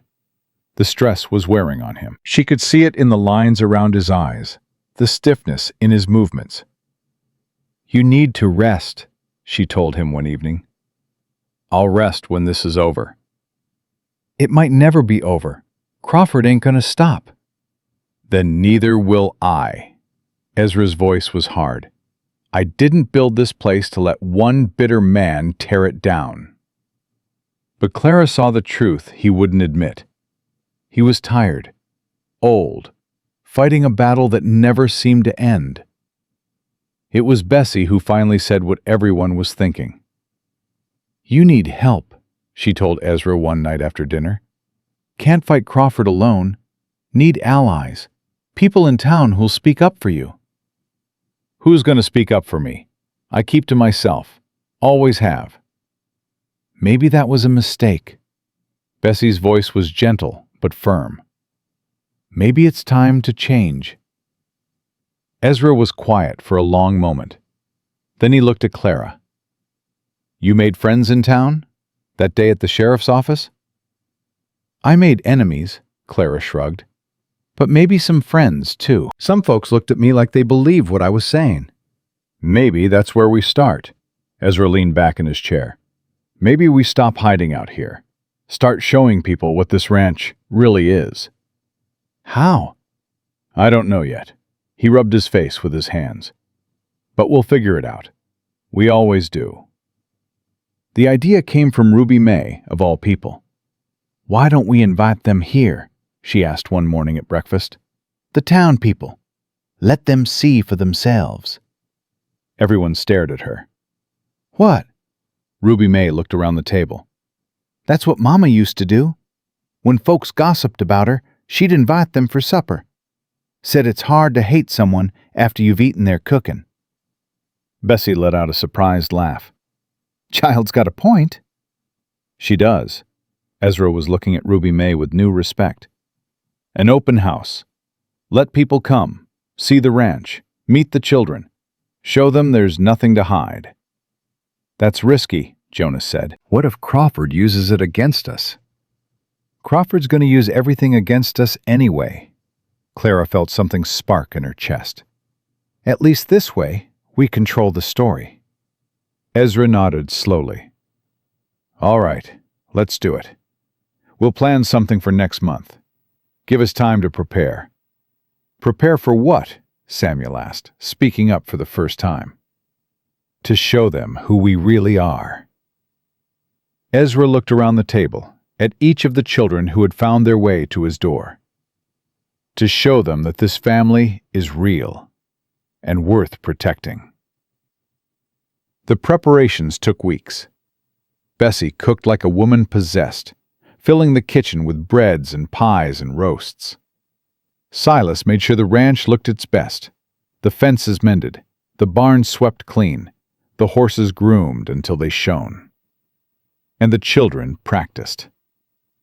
Remember, Clara told them the night before, you don't gotta prove nothing to these people. Just be yourselves. That's enough. What if they ask about our pasts?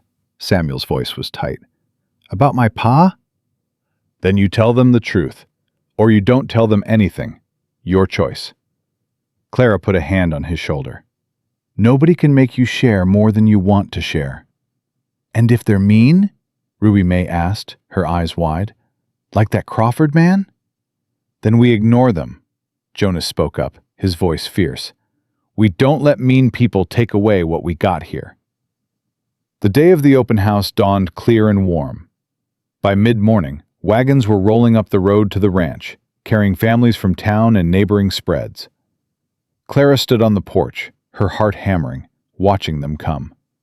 Beside her, Ezra was calm, steady, the way he always was in a crisis. Ready? He asked. No, Clara took a deep breath, but I'm going to do it anyway. That's my girl. The first guests to arrive were a young couple with a baby. They looked nervous, uncertain, like they weren't sure they belonged here. Clara stepped forward. Welcome. I'm Clara. Can I show you around? The woman smiled, relieved. That would be lovely. I'm Sarah. This is my husband, Thomas. Clara led them through the house, showing them the kitchen where Bessie was laying out food, the parlor where Ruby May was playing piano, badly but enthusiastically, the barn where Jonas was explaining horses to a group of fascinated children. This place is wonderful, Sarah said as they walked. I'd heard such terrible things, but this is a home. That's what it is. Clara felt a lump in her throat. A home for people who didn't have one. More guests arrived throughout the day. Most were curious. A few were suspicious. But Clara met each one with the same honesty she'd shown that day in town. She told her story, over and over, watching faces shift from doubt to understanding. You really walked through a blizzard? One woman asked, her eyes wide. With no shoes, Clara held up her hands. Still got the scars. And that man took you in, just like that? Just like that. Clara looked across the yard to where Ezra was talking with the sheriff. He didn't ask for nothing, didn't expect nothing, just gave me a place to be. The woman was quiet for a moment. Then she reached out and squeezed Clara's hand. God bless him, she said softly. And God bless you, child, for surviving. Clara felt tears prick her eyes. Thank you, ma'am. Crawford came late in the afternoon. Clara saw him ride up, his face set in hard lines, and her stomach clenched. But Ezra didn't turn him away. Instead, he walked out to meet him, his hand extended. Virgil, glad you could make it. Crawford stared at the hand like it was a snake. You think this changes anything? I think it gives you a chance to see the truth for yourself. Ezra's voice was calm. Come inside, meet the children, see what we've built here. For a moment, Clara thought Crawford would refuse, but something shifted in his expression. Curiosity, maybe, or calculation, and he dismounted. Fine, he said. Show me. Ezra led him through the house, just as Clara had led the others. Crawford said nothing, his face unreadable. But Clara saw his eyes taking everything in. The happy children, the warm kitchen, the sense of family that filled every room. When they reached the parlor, Ruby May was still at the piano, picking out a simple tune with intense concentration. "Who's this?" Crawford asked. "Ruby May Collins." Ezra's voice was soft. "She came to us 2 months ago. Her and her brother. Their foster family died in a fire."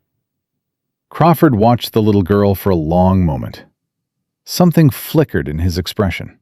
Something that almost looked like pain. "She's got her mother's hands," he muttered. "You knew her mother?" "I knew the Hendersons." Crawford's voice was rough. "Knew they took in strays. Didn't know it ended like that." He turned away, walking toward the door. "This don't change nothing between us," he said over his shoulder. "But I'll leave the children out of it. That ain't a fight I'm interested in." He left. Clara let out a breath she didn't know she'd been holding. "What just happened?" Jonas asked, coming to stand beside her. "I don't know." Clara watched Crawford ride away. "But I think something shifted." "He's still our enemy." "Yeah," Clara nodded slowly. "But maybe not as much as he was this morning." The open house ended at sunset. As the last guests drove away, the family gathered on the porch, exhausted but triumphant. "We did it," Ruby May said, bouncing on her toes. "We showed them." "We did," Ezra smiled, the first real smile Clara had seen on his face in weeks. "You all did. I'm proud of every one of you." Clara looked at her family, this strange, beautiful collection of broken people who had somehow become whole together. Jonas with his protective scowl, Ruby May with her endless energy, Samuel with his quiet strength, and Ezra, the man who had stopped in a blizzard, who had opened his door to children nobody else wanted, who had given them all a reason to believe. "Thank you," Clara said quietly. Ezra turned to look at her. "For what?" "For everything." Clara felt tears sliding down her cheeks, but she didn't wipe them away. "For stopping. For seeing me. For building this." "I didn't build this alone." Ezra's voice was rough with emotion. "We built it together. All of us." He put his arm around her shoulders, pulling her close. "That's what family means," he said softly. "Building something together. Something stronger than any of us could be alone." Clara leaned into him, feeling the warmth of his embrace, the solidity of his presence. Family, she thought. For the first time in her life, the word didn't feel like a lie. It felt like the truth. 3 more children came that summer. First was Lily Grace, 7 years old, found wandering the main road with no memory of who she was or where she'd come from. The doctor in town said it was shock, that sometimes the mind protected itself by forgetting. Clara held her hand through the first terrible nights, when she woke screaming from dreams she couldn't name. Then came Tobias Jenkins, 9 years old, half Cherokee on his mother's side. His white father had abandoned them, and after his mother died, neither community would claim him. He showed up at the ranch gate one morning, a small bundle over his shoulder, asking if he could work for food. "You don't work for food here," Ezra told him. "You just get to eat." Toby stared at him like he was speaking a foreign language. And finally, on a hot August afternoon, a wagon rolled up carrying a boy Clara recognized the moment she saw him. Her heart stopped. "That's impossible," she whispered. But it wasn't impossible. It was real. The boy in the wagon had her father's eyes, her father's chin, the same stubborn set to his jaw that she saw every time she looked in the mirror. "William," she breathed. The boy looked up, 6 years old, thin as a rail, terrified. "Clara?" His voice cracked. "Is that really you?" She was off the porch before she knew she was moving, across the yard, her arms around him, holding him so tight she could feel his heart beating against her chest. "Will! Oh God, Will! I thought you were dead. They told me you were dead." They told me the same thing about you. He was crying, his small body shaking. The nuns said you got adopted, said I'd never see you again. I'm here. Clara pulled back, cupping his face in her hands. I'm right here. I ain't going nowhere. Promise? Promise. The man who'd brought Will climbed down from the wagon, middle-aged, with kind eyes and a preacher's collar. You Clara Finch? He asked. I am. Boy's been asking about you for 3 years, ever since he ended up at the mission school in Missouri. I finally tracked you down through the orphanage records in Helena. Clara couldn't speak, couldn't think. Her brother, her baby brother, who she'd been separated from when their father died, who she'd spent years believing was gone forever. How? She finally managed. God works in mysterious ways, Miss Finch, the preacher smiled. Sometimes he brings families back together when they least expect it. Ezra appeared beside her. He looked at Will, then at Clara, and understanding dawned in his eyes. This the brother you told me about? Clara nodded. She couldn't find words. Well then, Ezra crouched down to Will's level. Welcome home, William. We've been waiting for you. That night, Clara sat on the edge of Will's bed while he fell asleep. She couldn't stop looking at him. Couldn't believe he was real. You're staring, Will mumbled, his eyes half closed. I know.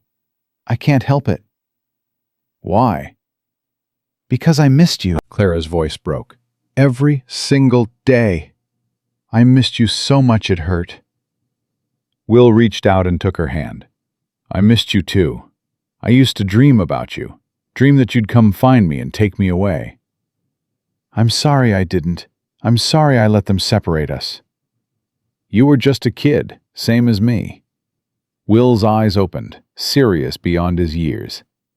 It wasn't your fault, Clara. None of it was your fault.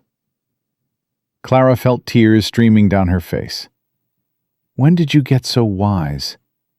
The sisters at the mission school. Will smiled sleepily. They taught me lots of things, like how to forgive. Forgive who? Everyone. Mama for dying, Papa for dying. The people who separated us. He squeezed her hand. Even myself, for not being strong enough to find you sooner. Clara bent down and kissed his forehead. You're the strongest person I know, Will Stone. Stone? That's our new name. Clara and William Stone. Ezra's going to adopt us both, make us real family. We were always real family. Will's eyes drifted closed. Blood don't make family. Love does. Clara sat there long after he fell asleep, holding his hand, watching him breathe. 7 children now. 4 boys, 3 girls.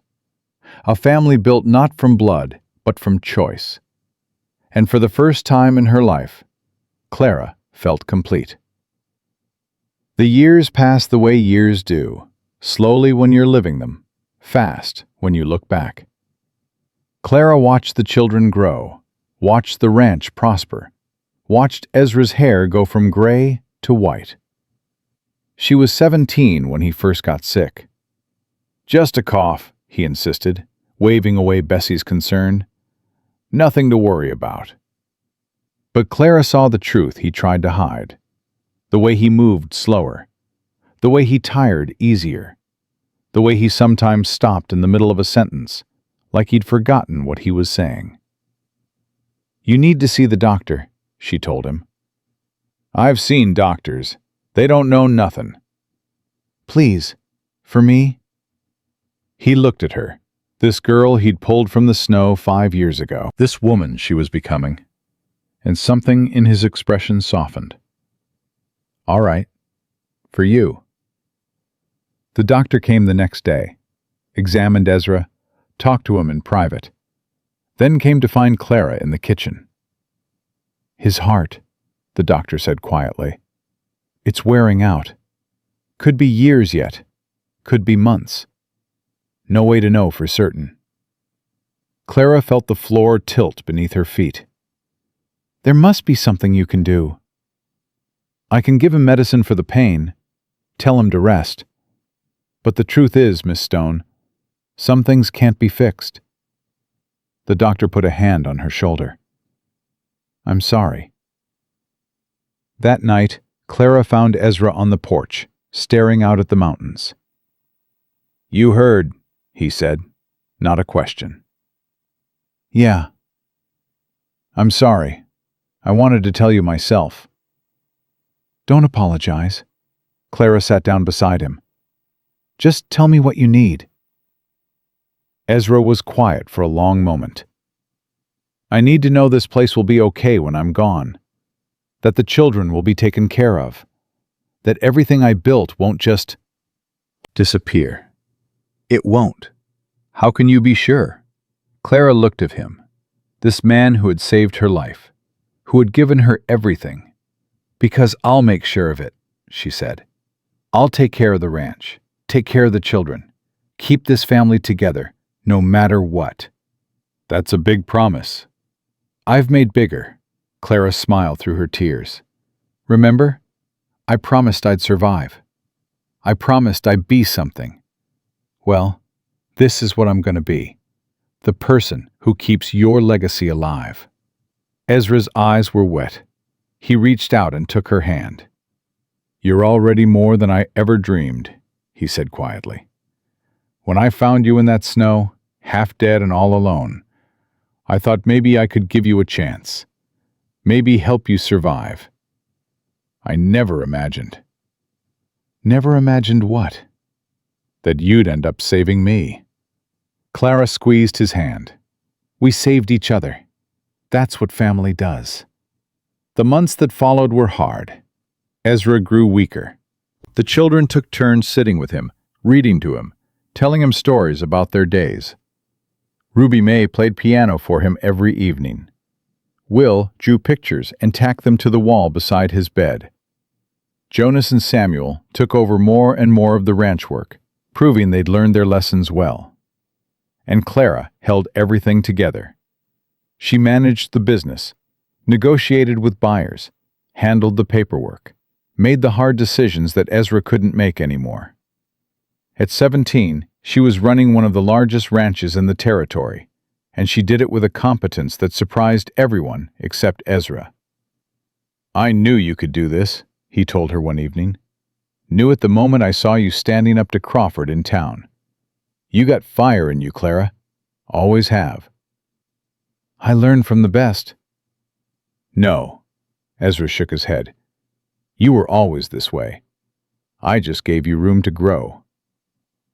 Crawford came to visit once, late in the fall. Clara met him at the gate, her back straight, her eyes hard. What do you want? To talk. Crawford held up his hands. That's all, just to talk. Clara studied him. Something had changed in the man since the open house. The sharp edges seemed worn down. The anger in his eyes had faded to something more like regret. 5 minutes, she said. They walked toward the house. Crawford looked around at the ranch, at the children playing in the yard, at the life that filled every corner. I heard Ezra's sick, he said finally. News travels fast. I came to say... He stopped, swallowed hard. I came to say I'm sorry, for the trouble I caused, for trying to tear this place apart. Clara stared at him. Why? Because I was wrong. The word seemed to cost him something. I spent 30 years hating your father for winning that card game. 30 years trying to take back what I thought was mine. But watching him build this, watching what he's done for these children, Crawford shook his head. That land ain't worth a fraction of what he's built here. Then why did you fight so hard for it? Because I didn't know what else to do. Crawford's voice was rough. My father taught me to hate, taught me that the world owed us something. Took me a long time to realize he was wrong. Clara was quiet for a moment. What changed? My daughter was born. A ghost of a smile crossed Crawford's face. And I looked at her, this tiny, perfect thing, and I thought about what kind of man I wanted to be, what kind of legacy I wanted to leave. And I realized I didn't want her to grow up the way I did, full of anger, full of hate. He turned to look at Clara. Your father, Ezra, he built something good here, something pure. I spent years trying to destroy it, and all I did was prove how small I really was. Clara didn't know what to say. The man standing before her was not the enemy she'd been fighting for 2 years. He was just a person, broken, flawed, trying to find his way. I appreciate you saying that, she said finally, but I can't speak for Ezra. If you want his forgiveness, you'll have to ask him yourself. I know, Crawford nodded. That's why I'm here. Clara led him inside. Ezra was in the parlor, propped up in his favorite chair, a blanket across his legs. He looked up when Crawford entered, and something complicated passed across his face. Virgil. Ezra. Crawford stood awkwardly, his hat in his hands. I wanted to... Spit it out. I'm sorry. The words came out in a rush. For everything. The threats, the rumors, the years of trying to take what wasn't mine. I was wrong. I was so wrong, and I'm sorry.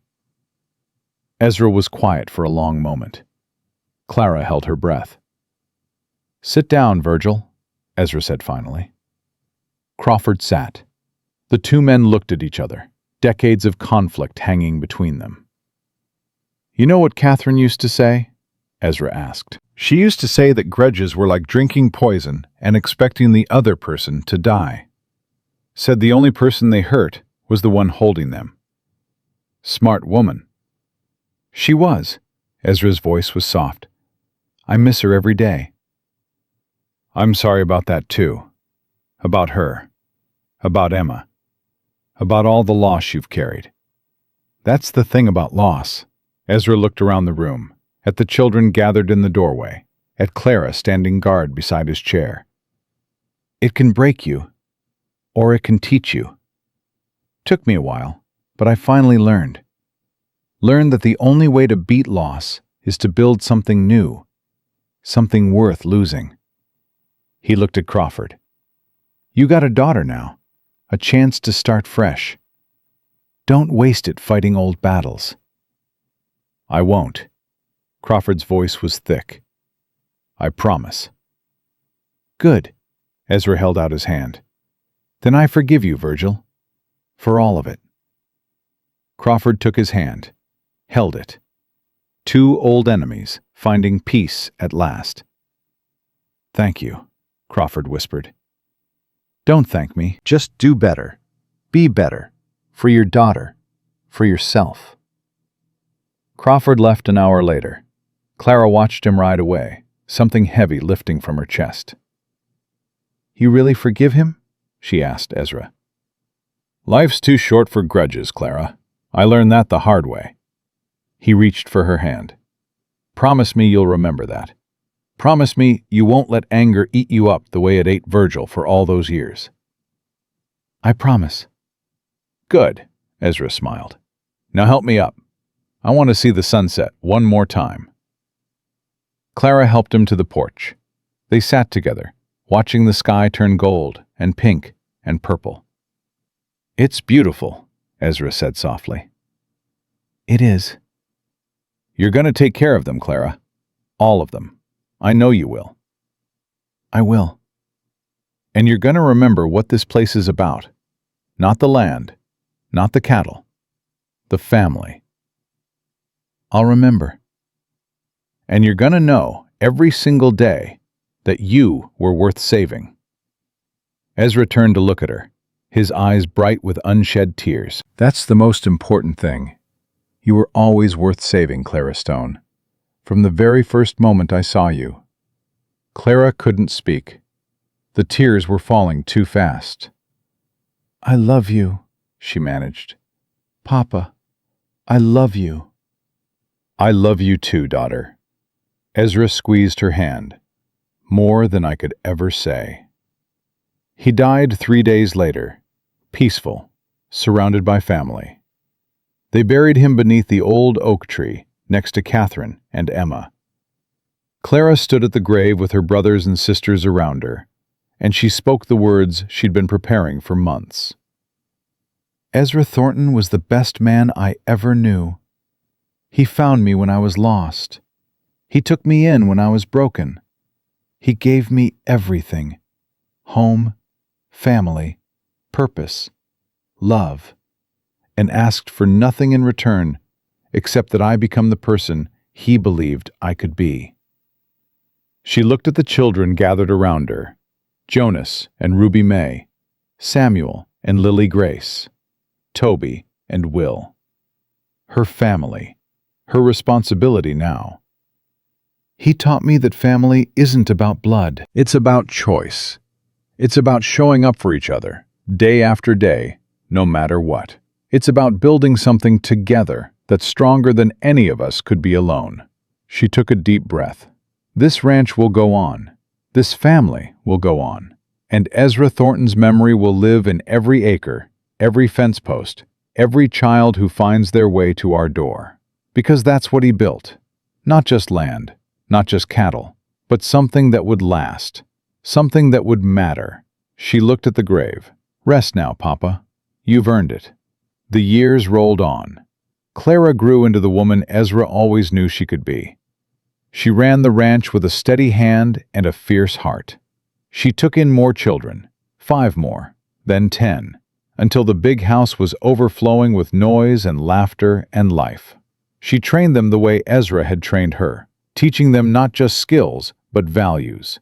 Compassion, resilience, the belief that every person was worth saving. Jonas became the foreman, married a girl from town, had 3 children of his own. Ruby May grew up to be a teacher, running a small school on the ranch for children who had nowhere else to learn. Samuel became a horse trainer, the best in the territory, his father's ghost finally laid to rest. Lily Grace remembered her past eventually, made peace with it, and dedicated her life to helping others heal. Toby used his knowledge of the land to become a guide, leading settlers safely through the mountains. And Will, her baby brother, grew into a strong, kind man who stood beside Clara through everything. Clara never married. She didn't need to. She had a family, dozens of them by the end, children and grandchildren of the heart, if not of blood. And she kept Ezra's legacy alive, just like she promised. Every morning she walked to the old oak tree and stood beside his grave.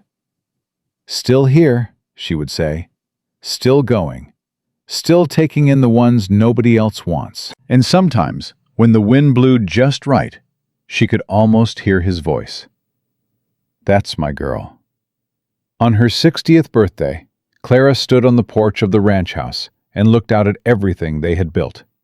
The barns and the fences, the gardens and the orchards, the dozens of children playing in the yard, their laughter echoing across the valley. Her children, her grandchildren, her legacy.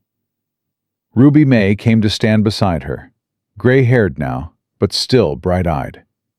"What are you thinking about?" "Everything," Clara smiled. "Nothing. The way it all started. The way it all turned out." "Any regrets?" "Not a one." Clara looked at her sister. "You?" "Just one." Ruby May's voice was soft. "That Ezra couldn't see this. Couldn't see what we became." "He sees it." Clara touched her heart. "Right here. He sees everything." A commotion at the gate drew their attention. A wagon was pulling up, driven by a tired-looking woman with 2 children huddled in the back. "Here we go again," Ruby May said. Clara laughed. "Here we go again." She walked down the porch steps, across the yard, toward the gate, toward the next chapter, the next child, the next chance to do what Ezra had done for her all those years ago. The woman climbed down from the wagon, her face drawn with exhaustion and fear. "Please," she said. "I heard there was a place here, a place for children who got nowhere else to go." Clara smiled. The same smile she'd been giving for 45 years. The smile that said, "You're safe now. You're home." "You heard right," she said. "Welcome to Thornton Creek Ranch." And she opened her arms wide. The story that had started with abandonment ended with belonging. The girl who had been left behind became the one who stayed. The child who was called worthless became the woman who showed hundreds of others their worth. Clara Stone Thornton lived for 30 more years. She saw 5 generations of children come through the ranch. She saw the valley change, the world change, everything change, except the one thing that mattered most: the belief that every person was worth saving, the knowledge that family was what you made it, the truth that love, real love, never died. It just grew and spread and multiplied until it touched every life it encountered, changing them all, making them better, making them whole. That was Ezra's legacy. That was Clara's legacy. That was the legacy of every broken child who had ever walked through the gates of Thornton Creek Ranch and found something they never expected to find. Home. Real home. The kind that lasted forever.